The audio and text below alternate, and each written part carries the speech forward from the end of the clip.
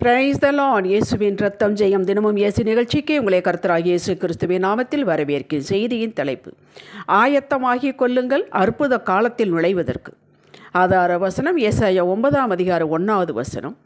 முந்தின காலத்தில் இருந்ததைப் போல அது இருண்டிருப்பதில்லை, அத்தேசத்தை பிற்காலத்தில் மகிமைப்படுத்துவார். தேவ மக்களே, அத்தேசம் என்பது நீங்களும் நானும் தான். மானுட மக்கள் யாவருக்கும் கடந்த காலம், நிகழ்காலம், வருங்காலம் உண்டு. எல்லாருக்கும் உண்டு. ஆண்டவர் மக்களாகிய நமக்கும் உண்டு. இதில் விசேஷம் என்னவென்றால், இந்த 3 காலங்களுக்குள்ளும் நம் தகப்பனாகிய கர்த்தர் உலாவுகிறார். இவரால் இந்த காலங்களையும் சமயங்களையும் மாற்ற முடியும். கடந்த காலம் இது முடிந்தது, நம்மால் ஒன்று செய்ய முடியாது. நாம் பல விஷயங்களை மறந்திருந்தாலும் கர்த்தர் இந்த நிகழ்காலத்தில் கடந்த கால நினைவுகளை கொடுத்து உணர்வுள்ளதாக்குகிறார். ஆவியானவர் நம்மை குற்றப்படுத்துவதில்லை.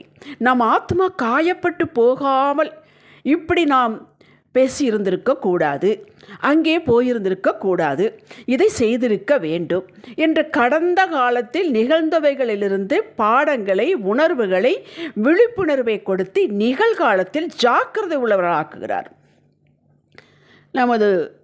இதை வில்லேஜ் சைடில் ஒரு அழகாக சொல்லுவார்கள், முள்ளு மேலே சேலை போட்டுவிட்டால் மெல்லத்தான் எடுக்கணும், வெடுக்குன்னு உருவுனா சேலை கிழிஞ்சிடும். அப்படி நம்முடைய வாழ்வு முள்ளு மேலே போட்ட சேலை மாதிரி ஒன்றொன்னா அழகாக எடுக்க வைக்கிறார். ஒன்றையும் அவர் வேஸ்ட் பண்ணுவதில்லை.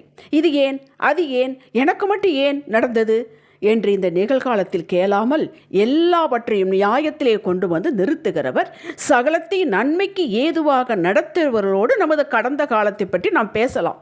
ரோமர் 8:28. கடந்த கால நிகழ்வுகளை கூட லாபகரமானதாகவே மாற்றி தருகிறார்.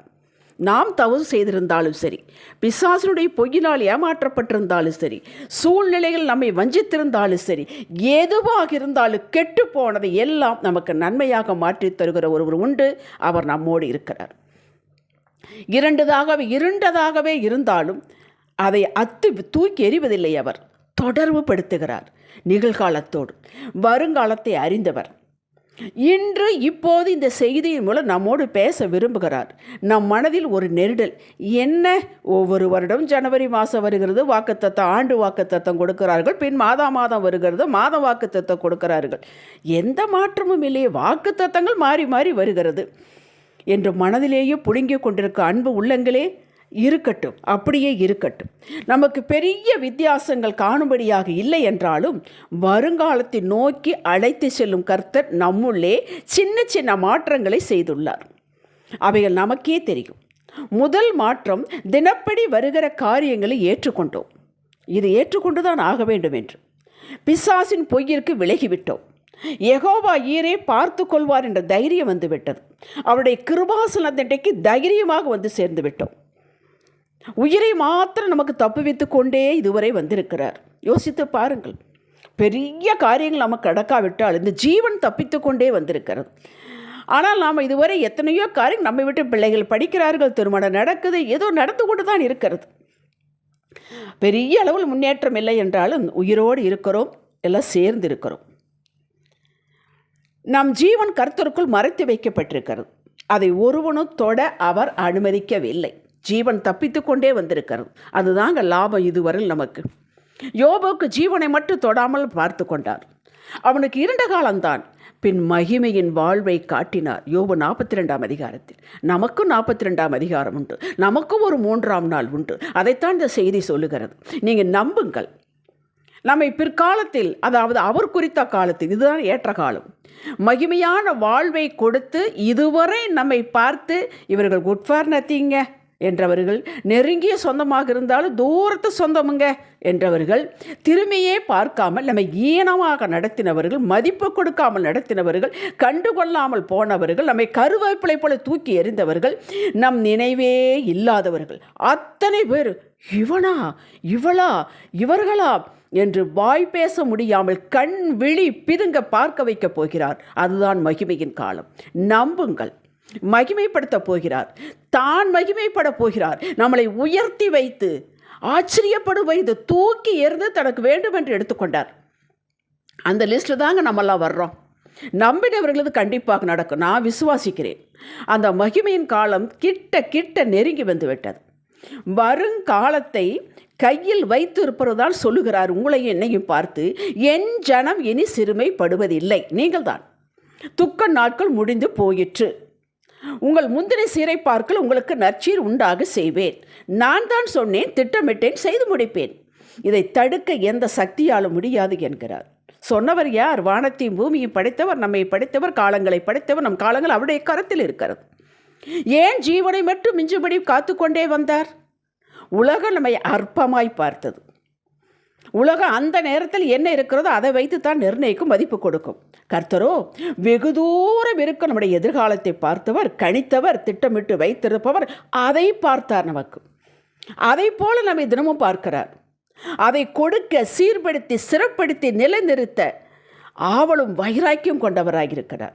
அவருக்கு இப்போ இருக்கிற நிலைமையை அவர் பார்ப்பதில்லை. நம்ம எந்த உயரத்தில் வைக்க வேண்டும் என்று திட்டமிட்டிருக்கிறாரோ அதையே தான் அவர் பார்க்கிறார். அதற்கு நேராக நடத்துகிறார். அதற்கு நேராக நம்மை மாற்றுகிறார். அது நமக்கு புரியாதனால் திணறுகிறோம். நம்மை தமது மகிமையின் பொக்கிஷமாக பார்க்கிறார். இதுக்கு ஒரு வசனம் உண்டு, கவனித்து கேளுங்கள். ஏசாயா 4:5 மகிமையானவைகளின் மேலெல்லாம் காவல் உண்டாயிருக்கும். நான் திரும்பவும் சொல்கிறேன், மகிமையானவைகளின் மேலெல்லாம் காவல் உண்டாயிருக்கும். அப்படின்னா என்ன அர்த்தம்? எதெல்லாம் மகிமையோ அதை பொக்கிஷமாக பாதுகாத்து வருகிறார். டைமண்ட் கருப்பாக ஒன்றுமில்லாமல் தான் கிடக்கிறது. ஆனால் அதை தீட்டத்தான் வரும். அது கருப்பாக கிடக்கும் பொழுது எடுத்து பத்திரமா, அது மகிமை. அப்போ நாம் அவருக்கு மகிமை. அதனால் நம்மளை பாதுகாத்து கொண்டே வந்தார். உலகத்துக்கு தெரியாது நம் மகிமை. ஏன்னா உலகம் அப்போ பார்க்குற வச்சு தான் கணக்கு போடுகிறது. கர்த்தர் காத்து காத்து பாதுகாத்து வருகிறார் என்றால் அவைகள் அவருக்கு மகிமையானது. இப்பொழுது சொல்லுங்கள், நானும் நீங்களும் அவருடைய மகிமையின் பொற்பாத்திரங்கள். உலகத்துக்கு நம் வேள்வி தெரியாது, தெரியாமையே இருக்கட்டும். எப்படி மகிமையாக்கப் போகிறார் என்றும் அவர்களுக்கு தெரியாது. ஆனால் அவர் அறிவார். ஆகவே காவல் காத்து வருகிறார், ஜீவனை பாதுகாத்து வருகிறார். மகிமையின் மேலெல்லாம் அவருடைய காவல் இருக்கும். அவர் ஒரு காவல் காக்கிறார் என்றால், தப்புவிக்க வைக்கிறார் என்றால், அது பின்னாடி இது மகிமையாக ஆகப் போகிறது என்று அர்த்தம். இப்பொழுது நீங்கள் சொல்லுங்கள், எத்தனை முறை நான் 2 பிள்ளைகளை கூட்டிக் கொண்டு முடித்து கொள்ளலாம் என்று நான் போயிருப்பேன் தெரியுமா? நடக்கவில்லை. அடே, சாகக்கூடவா முடியவில்லை என்றெல்லாம் நான் நினைத்திருக்கிறேன். பாதுகாத்தார், தப்புவித்தார், பாதுகாத்தார். எனக்கு இப்போதான் புரிகிறது இது மகிமையின் பாத்திரம் என்று. அப்பொழுது காத்து வந்திருக்கிறார் என்று. அப்படித்தான் உங்களையும். யோசேப்பின் வாழ்க்கை நம்முடைய வாழ்க்கைக்கு நன்றாக பொருந்தும். யோசேப்பு என்னங்க தவறு செய்தான்? சகோதரர்களை போய் பார்த்து விட்டு வா என்று தகப்பன் அனுப்பினார். போனான்.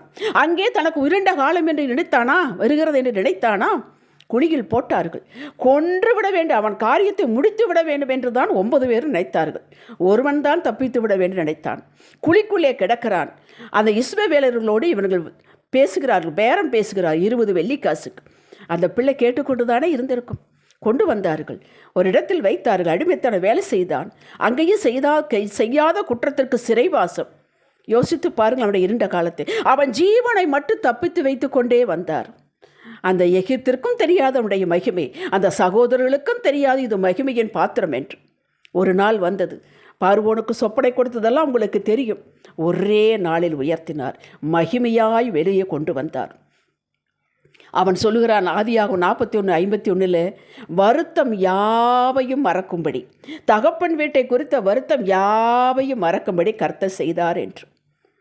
நம்ம சின்ன சின்ன நல்ல காரியங்களே, சந்தோஷப்பட்ட காரியங்களாம் மறந்துடுவோம். ஆனால் யாராவது ஒரு வார்த்தை சொல்லியிருந்தால், துக்கப்பட்டிருந்தால், நாம் அழுதிருந்தால், நஷ்டப்பட்டிருந்தால், கேவலப்பட்டிருந்தால், அவமானப்பட்டிருந்தால் அதை நாம் மறக்கவே மாட்டோமுங்க. மன்னிச்சிருப்போம், என்னென்னமா பேசுவோம், ஆனால் மறக்க மாட்டோம். ஆனால் மறக்க வேண்டுமானால் பெரிய பெரிய காரியங்களை செய்திருக்க வேண்டும். அப்படி செய்தால்தான் அதை மறந்திருப்போம், பிஸியாக இருப்போம். அப்படி ஒரு காலம் நமக்கு வந்து விட்டதுங்க. அப்படி யோசேப்புக்கு வந்ததுங்க. சங்கீதம் 66 9-12 தயவு செய்து வாசியுங்கள். அவன் தாவீது சொல்லுகிறான், அந்த 66:9 கால்களை தள்ளாட ஒட்டாமல் நம்முடைய ஆத்மாவை உயிரோடு வைக்கிறார். எதுக்கு இந்த ஆத்மாவை உயிரோடு வைத்தார்? போயிருக்கலாமே, முடியவில்லை என்று நாம் நினைத்தோம். இல்லை, இது மகிமையாக நான் மாற்றப் போகிறேன், இது மகிமையின் பாத்திரம் என்றல்லவா தப்பித்து வைத்திருந்தார் நம்மளை. மனுஷர்கள் தலையில் மேல் ஏறுங்க, என் பிள்ளை நீங்கள் என்ன வேணாலும் பேசுங்க, அவர்களுக்கு தெரியாது இது மகிமையாக மாறப்போகிறது என்று. ஏறப்போகினார். தண்ணீரை கடந்து வந்தோம். தீயை கடந்து வந்தோம். அடுத்த வசனம் சொல்லுகிறது, செழிப்பான இடத்தில் எங்களை கொண்டு வந்து விட்டேன். அல்லேலூயா. இதுதாங்க நமக்கு நடக்க போகிறது. எத்தனை வேலை நீங்கள் பண்ணிக்கிங்க, என் பிள்ளை மகிமை நெறிந்த நாணலை முறிக்காமல் நாம் தான் நாணல், அதை முறிக்காமல் பாதுகாத்து கொண்டார். மங்கி எரிகிற திரி நாம் தான், அதை அணைக்காமல் பாதுகாத்து கொண்டார். எதற்கு? இது மகிமையாக நான் ஏற்றப் போகிறேன் என்று.